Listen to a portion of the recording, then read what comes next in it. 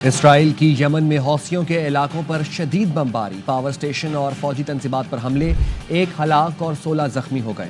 Israeli वज़ीर-ए-आज़म Netanyahu की ढिठाई, कहा हौसी इसराइल के खिलाफ कार्रवाइयों की कीमत चुका रहे हैं, उन्हें मजीद भारी कीमत उठाना पड़ेगी। हमास की यमन पर हमले की मजम्मत, इसराइल ने लेबनान पर भी ड्रोन हमला किया जिसमें 5 शहरी शहीद हुए।